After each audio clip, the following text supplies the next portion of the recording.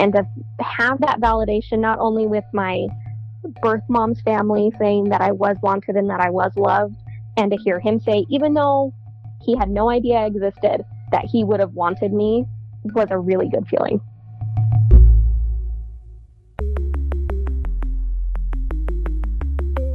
Who am I? Who am I? Who am I? Who am I? Who am I? Who am I? Who am I? This is Who Am I, Really? A podcast about adoptees that have located and connected with their biological family members. I'm Damon Davis, and on today's show is Jessica. She's a rare native born and raised in Las Vegas, Nevada. Jessica shares how she found her biological relatives through DNA testing, despite her best attempts to get information from the Mormon Church, an entity focused on global genealogy. She discovered she looks like her birth families and has similar traits to them. But Jessica learned that for all she has in common with her birth mother, and regardless of how much she wants to meet the woman, they are barred from seeing one another. This is Jessica's journey. Jessica said she and her sister, also an adoptee, had a really great upbringing and her parents were fantastic. Jessica is the sister of a prior Who Am I Really guest named Cindy from way back at episode 8, titled, She Knew She Had to Do This for Me. Their mother was a stay-at-home mom and went to every school event for her kids. Jessica and Cindy felt special because they were chosen for adoption and they always knew they were adopted. It was never hidden. Anytime we ever had any questions about being adopted or how we should talk to people about being adopted, she's like, be open with it. It doesn't matter, we're your parents. That's all it is. Awesome. And it's just special that you're adopted. Even though the sisters were raised to feel loved as adoptees, they each had different feelings about their adoptions. Jessica says their differing opinions were partially because of their differing levels of information about their respective adoptions. I was always a little bitter about it, even growing up, even as a kid, because I always wanted to know, well, why didn't she want me? Because we each got what my parents called Book of Remembrances. And in that book, we had a little piece of paper it's like the non-identifying information about our biological parents. I had very, very little information compared to my sister, at least in reasons why I was put up for adoption. My sister had like a little blurb at the end that said, she just wasn't prepared to take care of a child. The father was older and it just wasn't the right situation, where I didn't get anything. I just had her hair color, her eye color, what she did, like her hobbies, which was piano and synchronized swimming. Funny enough, I hate swimming. But I had very little information, and that really stuck with me growing up, that I just didn't know. And the unknown for me, just in my own personality, very type A personality, I hated that. I hated the unknown. So I grew up very angry and bitter about being adopted, loving my parents and loving that they chose me, but I did not like not knowing. Their parents are Mormon, and the girls were adopted through Latter-day Saints social services. Genealogy is huge in the Mormon community, so family history about where the family roots took hold, and therefore where an individual is from, are highly regarded facts. I never really took my parents' history as my own, because it's not my own. It's really interesting and it's beautiful and it's really cool to know that my great-grandfather on my mom's side, on my adoptive mom's side, was a servant for the Russian Tsar. That's really cool, but it's not my history. And I, as a teen and then a young adult, I was very, very bitter about it and why it wasn't my right to know that information. Do you recall any sort of confusion about the fact that the Mormon Church, into which you were adopted, was so into genealogy, yet you could not know your own personal history? Was there that sort of? Oh yeah, it was always a big struggle, because I was probably about 24, 25 when I actually went to LDS Social Services to inquire about a reunion with my biological family. and what information I was allowed to have. What was I legally allowed to have? And I remember sitting in that interview with a woman, and she was like, I know your birth mom's name, and I cannot legally tell you. I could tell you everything there is to know about her, and I have the information. It's in whatever corporate headquarters for LDS Social Services, but I cannot give it to you. And I just sat there thinking, that is so unfair. You know, this church is all about family and, you know, eternal families and learning about your family history and genealogy being so important, but I can't even have that. And that was hard even growing up in the church. And, you know, kids would tease, we're like, you're probably adopted. Well, I am. Thank you. Right. Nailed it. Now what do you want to say? Yep. Right. And it was hard too growing up because I don't look like my family. Mm-hmm. My sister has her own biological kids, and they're little cookie cutters of her. I mean, even as babies, it's insane to see, but I didn't look like my family. My sister is blonde hair, blue eyed, and I'm dark hair, tan skin, dark eyes. And my parents are, you know, lighter hair. My dad has blue eyes. My mom has green eyes. And I just didn't have any of their same features. So it was very confusing growing up and not knowing my real history. I can only imagine. Yeah, I'm always struck by how the visual cue that you are one is not like the other can be a reminder whether you want it to or not. You're going about your daily life and everybody is perfectly happy and fine and things like that. And, you know, you walk past a storefront window or a mirror in the store and or whatever, you see your family portrait on the wall and you go, oh, yeah, look at that. Oh, yeah. And then you'll have, especially too, when people are like, oh, you know, do you have any siblings? And I was like, yeah, and this is my sister. And they're like, that's your sister? Yes. I know we don't look alike. And there is a reason for it. We're adopted. You know, and it's always kind of even when I would get introduced and people are like, that's your sister? Yes. We look so different. It's such a snide remark unintentionally, right? Yeah, it's like crazy. One of those weird backhand comments that people don't realize, like, hey, that kind of hurts. Yeah, you know? Right. I may not look like her, but she is my sister no matter what. In her teenage years, Jessica developed a few health issues, so naturally, genetic medical information was very important to her. Around 18, she added her name to adoption reunion registries, approached the state about obtaining more information, and did everything she could short of hiring a private investigator. But information was scarce. So that's why, at 24, she approached the adoption agency again to see what she could learn. Their hardline response was they could not assist in adoption reunions, but the representative was able to give Jessica more non-identifying information than she ever had before.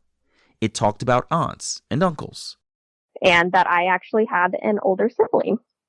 Really? What did you think when you saw that? I was very surprised. I always assumed I was the oldest because my birth mom was 18 when she had me. And, you know, that's young in my eyes. I just automatically assumed I was the oldest. But that finding out that I had a sibling, I didn't know if it was a boy or a girl. I had no idea, but it was uprooting. You know, it was just, I was like, oh my gosh, I actually have a sibling out there. Someone like my sister. This is so strange. Yeah. It was very surreal. It's funny how you say that. You say someone like my sister. So it's in full acknowledgement of Cindy as your sister, but that this person is biologically your sister. It's funny to hear you say it that way. It's so strange because when my sister found her biological family, you know, there was an aunt or a relative who kept saying, it's so nice that you finally met your real family. And I kept thinking, but we are her real family. Yeah. We were there with her through broken bones and medical issues and boyfriends and family and the birth of her children. We are her real family. And to not acknowledge that is almost a betrayal of what the bond we had growing up as a family unit. And I know when my sister told me that she found her biological family, she felt like she was betraying me in some way because she found them first. Yeah. before I did. And I had always been searching, and she just kind of on a whim was like, oh, okay, I guess I'll search. It's probably time with all of our medical issues. I should know. And then she found him within 48 hours. Right. And she was like, I don't want to betray my family. And even seeing on a piece of paper that I had a biological sibling, my adopted family is my family. Blood doesn't make family. I learned that a long time ago. After she accumulated more background from the LDS adoption agency, Jessica turned to her sister Cindy, who was already in reunion with her birth family. She was looking for suggestions about how to capitalize on this additional trove of information. Should she update the information on the various adoption reunion registries? Should she post the information on Facebook, even though it made her feel vulnerable? Jessica decided to shelf the whole thing for a while. She was left in a state of wonder because, in a closed adoption, even with her additional information, without people's names, it would be tough for her, a novice, to complete a search and initiate a reunion, finding people who might not be looking for her too. Even putting my toe in the pond or being on all these adoption registries and being registered with the state and no information coming back my way, no possibilities coming back my way, it definitely left me feeling like they just didn't want me to find them. A few years ago, Jessica got married. She said she's always told her wife that she wanted to find her birth family, but she didn't know what to do or which way to turn. Jessica expressed some interest in DNA testing to at least learn about her cultural makeup, and maybe there could be a genetic match. One year for Christmas, Jessica's wife got her an Ancestry DNA kit, which she says is a hugely popular tool in the Mormon community for genealogy research. After spitting in the tube and sending the kit away, Jessica checked the status of her test results online daily, neurotically. It's tiresome to stalk the status of something online obsessively, so Jessica took a break from it all for a few days. One Sunday morning, her wife said they had received an email that Jessica's DNA test results were available. Jessica jumped straight to her ethnicity. I'm like, oh my gosh, I'm Italian. Wow. And I was like, I told you, I'm not Spanish. That's not where I get my attitude from. It's the Italian. And I have German and Greek and Irish and Scottish. And I was like, this is so crazy. And it shows where the most of your DNA, where you are likely to originate from. And it's from Sicily. And I was like, oh my gosh, no wonder I've always been so obsessed with Italy. I've always been obsessed with Italy, wanting to travel there, wanting to know about the culture, the art, everything. Really? And, I was like, oh, it must mean something. It's in my genes. That's and so fast. Really? You had an obsession about the country Italy. Oh, yeah.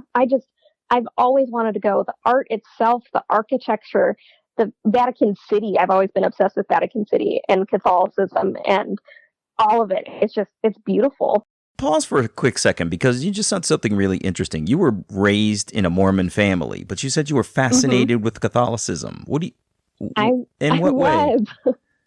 I think I've always enjoyed learning about other religions and other cultures, anything other than my own, because I think finding commonalities and similarities between other people is really what helps you understand others.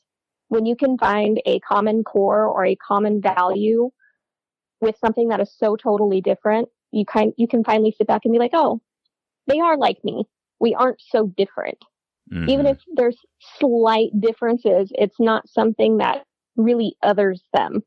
And feeling so othered for so much of my life, I think that's where it comes from.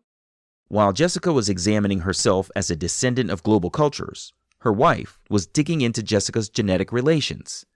Examining the list together, Jessica found something really interesting: a woman who was listed as a close relative. Jessica sent the person a message. It's so weird to write to someone you have no idea if they know you exist or not. Right. And I remember saying, hi, my name is Jessica. And I put my full name because if they wanted to, I don't know, Facebook stalk me, it was out there. Right. If they wanted to connect me to a real person rather than a username, I was like, okay, maybe this will work. Maybe I'll find someone. Yeah. I was like, hi, my name is Jessica. There's an element of being transparent in the beginning, like that suggests I want you to find me. I don't mind if you check me out because I'm legit. If I wasn't legit, I would be hiding. And I gave them the basic information. I was born May 5th. I was put up for adoption. Do you have any idea what your connection is to me? Was anyone in your family given up for adoption? Now, while Jessica is trying to figure out who her birth mother might be, she's in the middle of a big move. She's a fingernail technician, so she gets a lot of calls from clients checking her availability for her services. But in the middle of a big move, her client calls had to wait. While they were packing and prepping for the move, Jessica was checking her phone periodically to see if the close family match had messaged her back. Nothing. Jessica got a phone call midday from a number she didn't know, and the person left the most generic message possible. Hi, I'm calling for Jessica. Please give me a call back. She figured it had to be a client, so Jessica dismissed it. But later that night, the same number called again. We were finally kind of winding down for the night, and it was probably about 7:30, 8 o'clock. I get another call from the same number. And I was like, dang, they really want their nails done. They are really insistent on trying to get an appointment. I'm trying to look good. You need to hook up these nails. I sent them to voicemail, and this time it was a longer message. And I hit play on the message, and it says, hi, I'm calling for Jessica. I think I may be your aunt. Wow. My grandparent got a message on their Ancestry. Whenever you are ready, please give me a call. Wow. What'd you think? And I was floored. I was like, I yelled for my wife. I was like, babe, you have to listen to this voicemail. And I let her listen to it. She goes, we'll call her back. And I was like, but isn't it too late? It's like 8:30. Is it too late to call her back? I don't know. She's like, she just called you. Call her back. And I was like, I don't know. And I ended up calling my best friend, Courtney. And I was like, you will never believe what just happened. And she knew that I had gotten my DNA results because I texted her and I showed her all of my ethnicities and all of that. And I told her, I just got a phone call from my aunt. I don't know what to do. She goes, well, call her back, stupid. Jessica also called her sister Cindy to share the news. Cindy, whom Jessica reports has always been protective of her, said she wanted to be on the phone with Jessica and the aunt when they spoke for the first time. She said she just wanted to make sure this aunt wasn't crazy. Cindy had also been integral to the whole search, so Jessica agreed Cindy could listen in on mute. It was so awkward. I'm a very awkward person on the phone in general. And I remember telling her, hi, I'm Jessica. You said that you were my aunt. She laughed, and it was the strangest thing. It was like a laugh that I've heard before. Really? And I was like, oh my gosh. And my wife goes, you laugh like her. You guys laugh alike. Wow. That's crazy. And we also sound alike on the phone. So that was also interesting. That's it was like listening to myself on the phone. That is so cool. The first thing she asked me, aside from like, oh my gosh, this is insane, was what do you hope comes from this? And I was honest, I don't expect a relationship. I'm not looking for my family because I feel like I'm missing family. Like I don't belong to a family. I just want to know. I've wanted to know my whole life, where I come from, who I come from, where do I get the things, personality traits or mannerisms, where do they come from? And I want to know why. I want to know why I was put up for adoption. What were the reasons? Even if it was just purely, I just didn't want you. I just wanted to know. It was fortunate that I did get the answer later on. But my aunt was like, this might come as disappointing news. I don't really talk to your mom anymore, but that is because she is in prison. Jessica said in that moment, there was a small sense of relief about her mother's incarceration because another alternative was that the woman could have been dead. To her surprise, her aunt offered to connect Jessica with her older sister. Jessica didn't think she'd be offered such quick access to her newfound family members. With the names of her older sister and younger brother, Jessica's wife and best friend jumped on the internet and started researching everyone. Of the three of them, Jessica was the only one placed for adoption. She asked her aunt about the reason her birth mother was incarcerated. And I told her, I was like, could you tell me a little bit about what happened? I am sure it is something that's going to bring up trauma because if you're in prison, you did something wrong. And she and my uncle, they were sentenced to life in prison for conspiracy of murder. My birth mom's husband at the time was murdered. And she said that there's a lot of trauma that goes along with it. It was when it happened when I was in high school. And I think I was a junior in high school when she went to prison. Wow. So she's been in prison for 15, 16 years. Was the murder victim the father of your youngest sibling? Do you know? No. Okay. He did have a child of his own, but he was not the father of any of us. We do all have different dads. Jessica said her aunt gave her so much information she didn't think she'd ever have. Her aunt invited Jessica to meet the family, grandparents and uncle, whenever she wanted.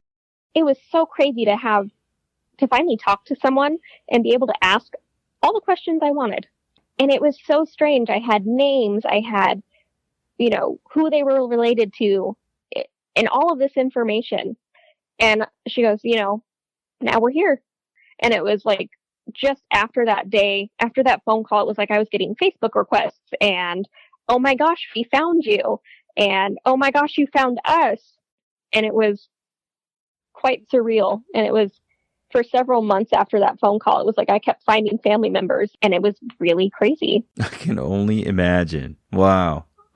Funny enough, when I got my sister's name, my best friend they were in a little group message trying to figure out who everyone was and like what they looked like. My best friend sent a picture of my sister to my wife, and my wife's like, why are you sending a picture of Jess to me? I have plenty of pictures of her. She goes, no. That's Jessica's sister, and I know her. Wait, what? They had, yeah. That's crazy. She goes, why do I know that name? And she looked on her friends list on Facebook and was like, oh my God, I know her. I know Jessica's sister. Oh my gosh, how did I never put it together? When you put a picture of me and my sister next to each other, it's like we're twins. That is so crazy. And she's like, I never would have put it together. I never would have thought like that she was your sister. And I was like, well, I mean, unless you're bringing up a conversation like, oh, hey, do you have any adopted siblings? Yeah, right. You'll probably never know. Right. She's like, that's just so crazy. How close are they? They know each other, for lack of better words, in real life. They're not just virtual friends, but they've actually met. Yeah, my best friend took my sister's maternity pictures. What? Yep. So my nephew, his little baby bump pictures were done by my best friend. Oh my God, that's crazy! How cool! That is nuts. It is very insane to see how many people my sister and I have in mutual friends, that we have hung out in the same circles, that we know the same people, but we have never met. For 2 weeks after speaking with her aunt, Jessica let everything sink in before reaching out to her sister. She sent her sibling a Facebook message that basically said, hi, I don't know if anyone's told you, but you are my sister, and I've been looking my whole life. And she goes, oh my God, I am so excited. I've been waiting for this my whole life. And when I got that message, I just cried. Oh, man. The fact that she wanted to know who I was. And that the fact that people knew who I was in this family, that I wasn't a secret, was even overwhelming. Yeah, I can certainly imagine. Because you've felt like you were a secret and like you've been hanging in some back corner somewhere when in fact they've been shining lights all over the place trying to find you. They just couldn't. That's crazy. Yeah. She learned that her sister and uncle had been searching for her using the name her birth mother intended for her, Kendra. They were looking for her using the wrong identity. A few days after their first Facebook message, the sisters met for the first time at Chipotle, a place they both love. Jessica said when she met her sister for the first time, it was like looking in a mirror. They have similar hand movements. They make similar facial expressions. They fidget, and they sit the same way. Jessica and her sister see one another at least once a week. She sees her brother less frequently, but Jessica knows it's not personal. He's super busy with work, so they try to find time to catch up whenever they can. She says she can tell they're both kind of nerdy, and she can feel that she got her artistic capabilities from her maternal roots. And it's funny because my sister and my uncle both went looking for me, but they looked for me under a different name, not my name. My birth mom was going to name me Kendra. So they were looking for me as Kendra whenever they would, essentially do the same kind of search I would put it out there and be like, oh, looking for Kendra, but never find me because that's not my name. Yeah, that's the challenge of changing the child's name, isn't it? Mm-hmm. Yeah. Wow. So when did you guys meet? We met probably a couple days after our first Facebook message. Okay. And we met at a Chipotle. We both love food, so we met at Chipotle and just started to get to know each other. Mm-hmm. That's really cool. And now I see her at least once a week. Man. It's been almost a year and a half, maybe a little over, and I see her once a week. And how about your younger brother? I did actually get to meet him, and we don't see each other as often, but he's super busy with work. So, and I know it's nothing personal. We both are very busy with work and trying to find time to see each other. But it is very cool that he is as nerdy as I am, which I love. That's great. Some things are just in the blood, whether they're sports or nerdy or whatever the thing is. You can't even avoid it. So, just like it's crazy because art has always been my thing. I've always been very artistic, and I've always wondered where I got it from, and I definitely get it from my birth mom. Her job before she went to prison was actually as a nail tech. Both of you guys? Yeah. That's crazy. I was like, of all the jobs. That is so... Of any job she possibly could have, she did nails. Amazing coincidences aside, Jessica's birth mother is incarcerated. The circumstances for her arrest and prosecution were important for Jessica to know, despite the pain her questions might bring up. I knew bringing up my birth mom would relive certain traumas. And I didn't want to do that for anyone. I didn't want to bring up that trauma. But it was an important part of trying to understand my birth mom and the reasons why she was in prison. My sister was very, very open. She would tell me about how loving my birth mom was and is. She still, even while in prison, she wants to know that her kids are happy and healthy and loves them so dearly that it's a very strange thing that she is in prison. So my birth mom's husband, who was murdered, that was essentially the father figure for my sister. So when my birth mom went to prison and her dad passing away, she lost two parents. My gosh. So it was a lot of trauma for her. Yeah. But she was always very open about it and what she thinks really happened. And everything that led up to that point. And so was my brother. Mm-hmm. You know, and I'm still kind of on the side of like, I just, after even talking to my birth mom on the phone for the first time, I just don't see, like, I can't look at her like she's an evil person. And I can't look at her anything other than a loving human being. Mm-hmm. It is very strange to hear her voice. She doesn't sound like she's in prison. She sounds like she is a mom next door baking cookies and waiting for her kids to come home. That's really interesting. That must be hard to reconcile. Yes. It's strange because I don't think if she did conspire to murder her husband, I don't think it was because doing something maliciously, or you don't just wake up one day and say, oh, I want to murder my husband. That just doesn't happen. Yeah. You know, psychologically, there had to have been something going on in the background that no one knew about. Yeah, there's a buildup. Right. And for it to include the uncle, your uncle, mm-hmm. there's a backstory. There's a backstory to everything. Yeah. So, wow. You know, and I think it's something that I will have to live with never knowing one way or the other. And I'm okay with that. I don't think anyone really is ever going to know the absolute truth.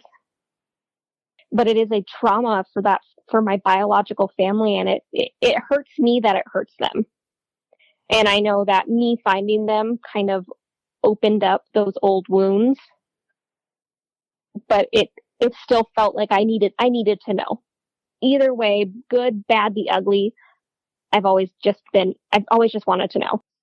Yeah, but it's also, though, it's not your fault either. Yeah. There's no way you could have avoided this.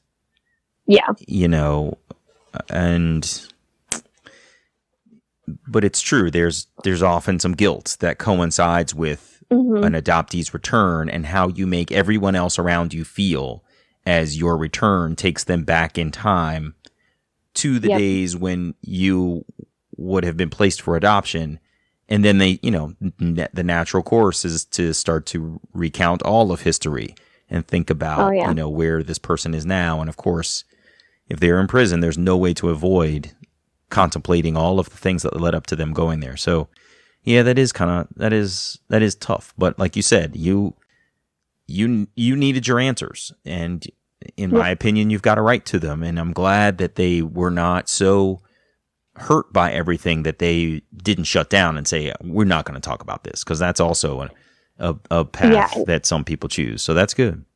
And that's something I've definitely appreciated about my biological family, is that no matter how much it hurts for them to talk about it, they've been totally open about everything. You know, where they stand, how they feel, what they think really happened. My sister's told me, my brother has told me, you know, everyone has been very, very open. Bear in mind, Jessica's birth mother shared her birth father's full name with her, and she was able to find him on Facebook. At the same time, she's using Ancestry to look through her connections to see where she might have touch points with the man's last name. She found the man living in Las Vegas, but as she looked at pictures of him and his relatives, she couldn't see a resemblance. That doesn't look like he would be my dad. Mm-hmm. And that doesn't look like that would be my grandmother. I don't know. I don't think that's him. And my sister Cindy was sitting there. She goes, no, Jessica, that is definitely your dad. You need to message him. So that's what she did. Through Facebook Messenger, Jessica asked the man if he knew her birth mother, shared that she was adopted, and revealed her relation to her birth mother, making the connection that she might be his daughter. She offered that if he wanted to talk, she was interested in the conversation. Jessica said that was a really weird message to draft because there was a chance he wasn't the guy. What if this man was just someone her birth mother was pinning her pregnancy on, and her real birth father was someone else? The man didn't respond to her message. A few weeks later, Jessica told her sister about the attempt to reach this man.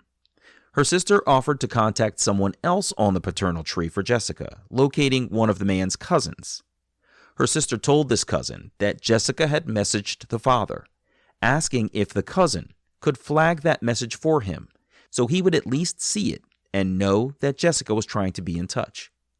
That time of year was around Jessica's birthday. She was on her way home from work one evening when her sister called to say, "Happy late birthday. I got in contact with your birth dad." Wow. And I was like, "What?" She goes, "I talked to him on the phone. He's expecting your phone call tonight." And I was like, what in the world? What?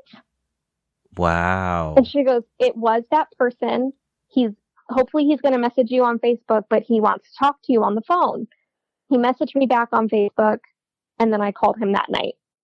And it was the strangest, most amazing conversation. Really? Because he goes, "I had no idea about you, but I am so happy that you found me." Really? He had no idea? He had no idea. Oh, no.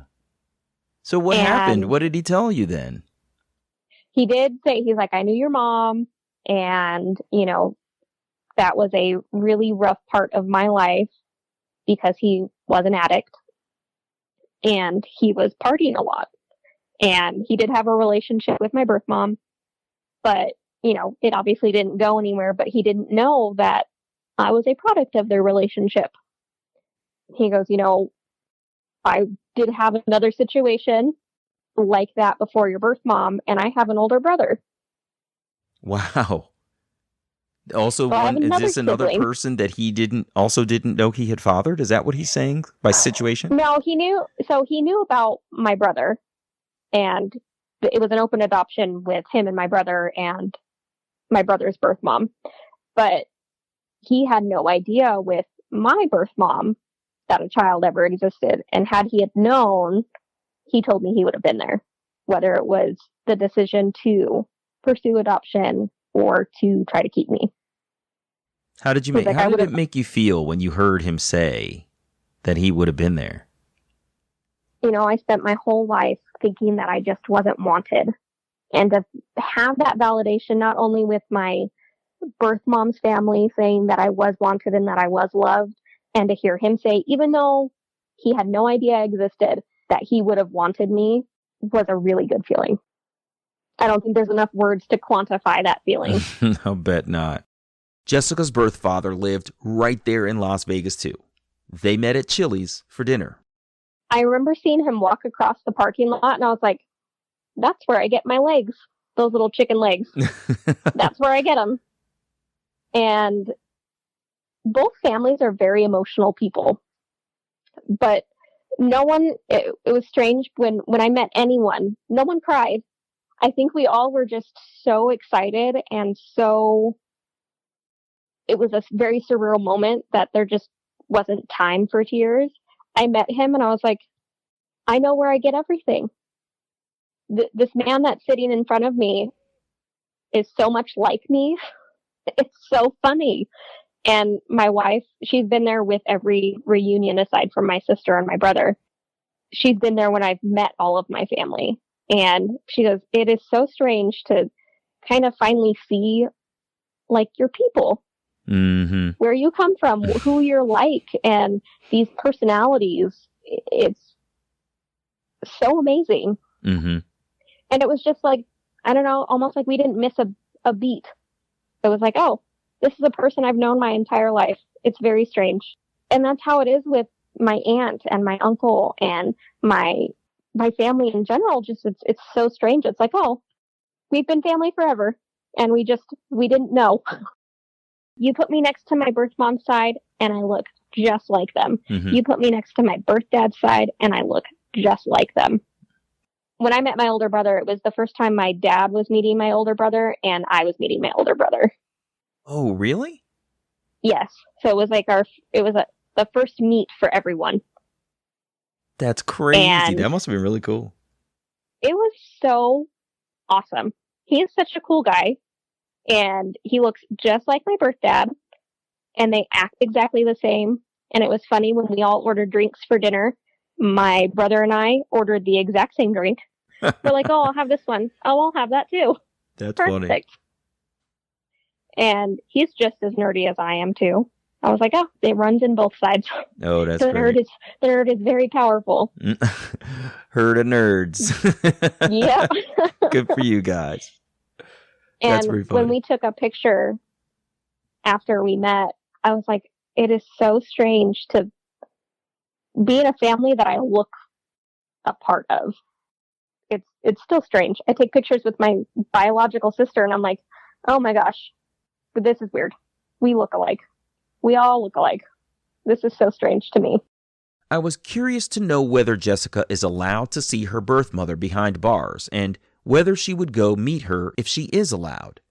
She said she has filed an application for visitation rights, but there has been some complexity getting the application approved because her married last name and legal last name don't match for some complex reason. So she's working through the bureaucracy on that. But she continues to speak with her birth mother by phone and write letters. She says she looks identical to her birth mother's pictures, which, if you recall, she just said about seeing her birth father. She looks like him too. Jessica said there was about a 3-year time span between when her sister found her biological family and her finding her own. She said the experience, meeting Cindy's first family, felt so weird to her that she almost didn't want to embark on her own search. Meeting her adopted sister's birth mother and sister was a massive emotional adventure that she wasn't sure she wanted for herself. And I was like, I don't know if I can do this. This is so much, and this is a lot of emotional upheaval for everyone. You know, not just for my sister, but for our parents. They knew that we wanted to search, or that I wanted to search, but I don't know, because it was a close adoption, if they ever thought it was really going to happen, that we would find any of our biological families. Right. So it's almost like, oh, maybe this is too much for my parents to handle. Maybe this is too much for me to handle. Mm-hmm. I don't know if I should search. But it was still always in the back of my mind of like, oh, I kind of want to know. Yeah. I do want to know. Yeah. It never goes all the way away. It's true. Yeah. Let me ask you another question going back just a little bit. You said that you can't change your last name in marriage. Why is that? I got married at 19 the first time. And unfortunately, my divorce decree kind of screwed me over on changing my last name. Oh, really? So my last name is still has my ex-husband's last name in it. I understand. When my wife and I went to change our last names, I was told that I cannot. So everyone knows me as her last name. Yeah. But it's actually legally my ex-husband's last name. Oh, that's so fascinating. Wow. What? Total sidebar, but like, why would you block someone from changing their last name if you're getting a divorce? I don't know why. I can't even conceive of why I would do that. I don't know. And my aunt's husband is actually a lawyer, and I sent her my divorce decree. I was like, does this really mean I cannot change my last name? And she asked her husband, and she was like, yeah, you're kind of screwed. And I was like, ugh. That's crazy. That sucks. Yeah. Oh, well. Listen, it's only a name. You found love, and you're in a good place anyway, so it doesn't really matter, does it? No.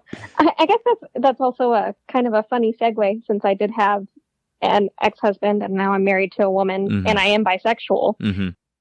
My birth mom, that was something that my aunt told me. She goes, so I saw that you're married to a woman. Well, so is your mom. And I was like, my mom is gay? Really? She goes, yeah, she's gay. And I was like, oh. And she goes, well, and so is your brother. And I was like, oh my goodness. Really? Yeah. I was like, see, I knew it was genetic. That's so interesting. There's something there. Yeah, right. Did your aunt tell you anything about how the family reacted to her own sister and her sexuality at all? You know, I mean, they are a Mormon family, so we were all within the church are brought up to think that homosexuality is wrong. And my birth mom did not have an easy coming out to her family. Mm-hmm. I know that. But I think along the lines, you just kind of learn to accept that you are who you are. It doesn't matter who you love. Right. And they had zero problem accepting me as who I am and me being married to my wife. Mm-hmm. That's good. And, it's kind of like they were like, oh, we just have another granddaughter. Awesome. And that's how my biological dad was too. My sister was very concerned after seeing how religious they were on their Facebooks. And they were like, she's like, I don't want them to not accept you because you're gay. Mm-hmm. I'm really worried. And I was like, well, I mean, if they don't, they don't. I can't change how people accept me. Right. I can't do anything about that. I mean, that would suck. I mean, I hope that they're open to me being gay. And when I met my grandmother on my dad's side for the first time, she goes, I have 2 beautiful granddaughters. I was like, oh, that's the sweetest thing ever, that they just automatically accepted us no matter what. That's really cool. I love that. That's great.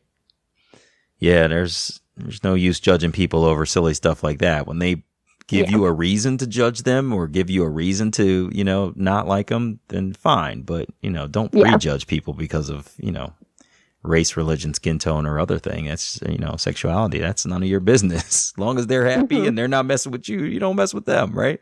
Exactly. Yeah, that's cool. Well, Jessica, this sounds like an amazing story. I marvel at the fact that you had so many commonalities between your biological family. I mean, everything down to her being, a nail technician like yourself. I know. I mean, it's just unbelievable. I mean, and I think that it must have been really tough to hear, that your birth mother was in prison, because there's this thing that happens when you find a person is you reach a point where you've talked enough and you've communicated enough and you want to meet them. And she finds herself in a position where the entire world is blocked off from her access. And that's got to be really challenging. So I wish you luck with your reapplication to try to visit her. I hope it goes through. And I'd love to hear how it goes when you do get to meet her. Thank you. I will definitely let you know how it goes. Yeah, that sounds good. Thanks so much for being here. I appreciate it. Thanks for the call, Jessica. Thank you so much. This is awesome. All the best. Me too. Bye-bye. Bye-bye. Hey, it's me. Jessica first experienced reunion through the journey of her adopted sister Cindy, and it almost turned her away from trying to find her own birth family. When she did find her birth mother, it was clear she looks just like her, but the woman is behind bars, so they haven't met face to face.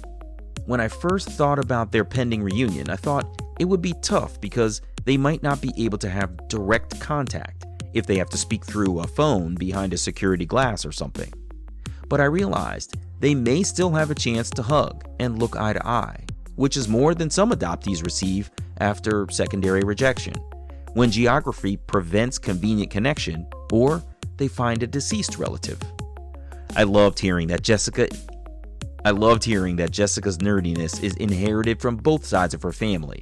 She looks like both sides, and she's even inherited her sexuality. All of these things can be really important for reaffirming your place in the world, even when your adopted family is as loving and supportive as Jessica was fortunate to have. There's just something about mirroring that we all can relate to.